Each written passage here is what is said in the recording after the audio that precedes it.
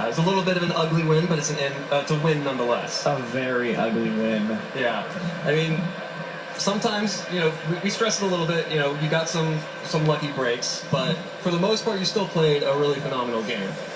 You still made the right choices. You just happen to get even better results from them, which sometimes happens in the game, right? It does sometimes happen. It's just from the game we play. I mean, the tournament set up in Swiss, you have best out of 3, you do have to try to mitigate stuff like this. Freezing is a 10% chance off of Ice Beam. It happened twice, 2 consecutive games. Very helpful moments, too. Yeah, very helpful. So that's not supposed to happen. Like, it happens once in a while, and unfortunately it happened right now. Right. But you still did manage to defeat Ray. You are now 2-0 in Swiss, which is, your schedule has been ridiculous, It's right? not been the best. It's been pretty tough.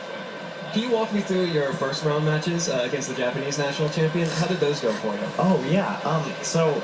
He had a very similar team. I'm not going to spoil anything of his, but it caught me off guard because I was expecting one thing, and it definitely threw me a left hook, Right. Especially in game 1, and that really came down to a timer. Game 1 came down to time. Wow. And I have leftovers. I don't care if you guys know that.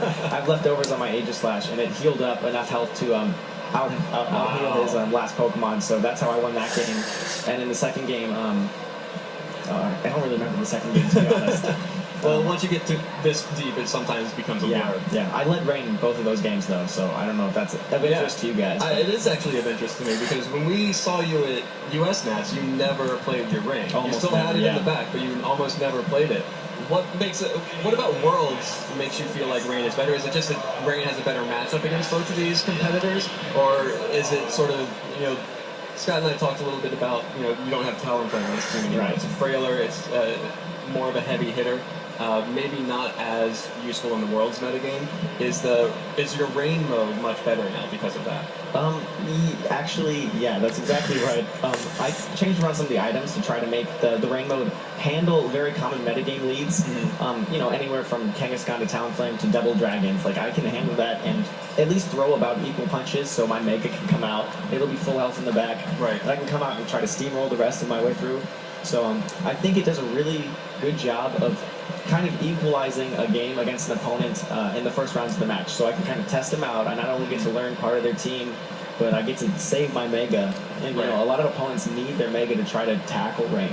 So getting that Mega advantage, at least on HP, even against other Kangaskhan, is huge. Yeah, I want to talk a little bit about the Weather Wars, too. Sure. Because whenever you're running a weather team like Rain, even though your entire team isn't Rain, obviously, that does have that Rain mode, when you see in Team Preview that your opponent has Zapdos and also Tyranitar and Charizard, both Tyranitar and Charizard who could take away your Rain, which is a huge part of why you won both of those games.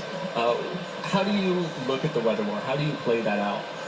Well, I do run Rain Dance on my Scarf Polytoad. Right.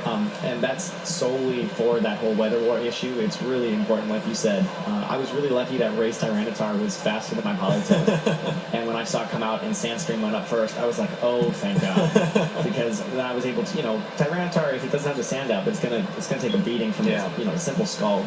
So if I can keep that Rain up, especially against Tyranitar, I mean, the main weathers, you have Sun, which is Charizard, that's fire. Right. And you have Tyranitar, which is Rock.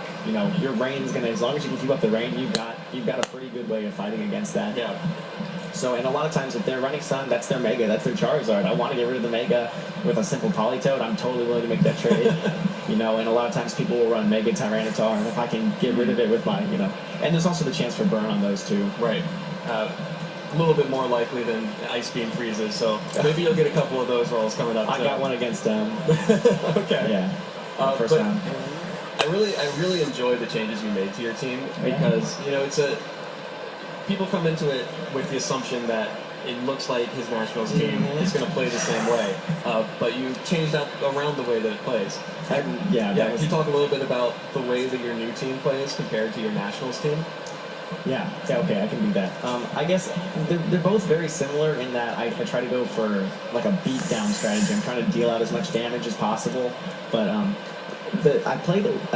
made the team a little bit more defensive, as you mentioned earlier. I put on that Zapdos, which is very, very defensive. Right. And I'm able to use that to like switch into stuff and take on Amoonguss now a lot better. That was my counter. You needed talent like Amoonguss now. Yeah. Oh, yeah. Now, so now I can actually, as you saw, I switched it in with the safety goggles. And Ludicolo and Zapdos out there together, Amoonguss, unless it's running Sledge Bomb like Ray, is not going to give me a lot of problems. However, unfortunately, he was running Sledge Bomb, and it did over half to my Ludicolo, and I was like, wow. But, you know, that was a great tech on his part. Like I said, I got lucky with that freeze in Game 2 and Game 1. But so I built it a little bit more defensive because I figured all of the matches are 2 out of 3. Right. You get time to scout. That first game is really important to scout as much as you can. You got to write it all down and stuff. So if I have a chance to switch in some defensive things, learn a little bit, I'm able to come out harder 2 and 3. I've so far not had to play a 3rd game, luckily, but that's because of you saw. Yeah. But it's you know, we talked about this with Gavin. It is sort of a marathon when you're playing 6 rounds of Swiss, best of 3s. Getting those 2-0s, it's kind of a big advantage since you don't have to go through the stress of those additional games. That it's surprisingly really important. Yeah. And unless you go through it yourself, like it's hard to understand. But when you're playing, you know, so many games against so many people who are so good, this is not just like I can do whatever I want. I'll click, you know, like just autopilot. Yeah, I'm not gonna let it time out and like let it choose my move for me. Yeah. You know, you got to be serious 100% of the time. It really takes a lot out of you. So every single game you can save, just like a baseball pitcher, you know, it's really important just mentally. Yeah, definitely. And with 2 clean 2-0s, looking forward to seeing you keep your mental game sharp going through the rest of the day. You've got at least 4, probably a few more, 4 more rounds to make that top cut, top 8. I'm just going to keep ice beaming. Just keep ice beaming everything. Hope for the best. When in doubt, ice beam. Yeah. And you also have the swagger too, just in case. Yeah, I do have the swagger, but I put that on. It was taking power ice. I have a lot of ways to deal with dragons. I mean, that's what Rain does that for me, so... a lot of things like Raichu have been popping up, and I don't have a great way. You know, if Zapdos is out there, I'm going to get completely walled unless you know HP Ice isn't doing a whole lot there. So I'm able to try to stop things like Amoonguss and Raichu and Jolteon. I've actually run, you know, because of testing, I ran into Jolteon. So like stuff like that, which because Zapdos' popularity rose a lot recently. Right. So a lot of people are trying to use stuff to beat it, and a lot of that stuff you can swagger it and hope for the best.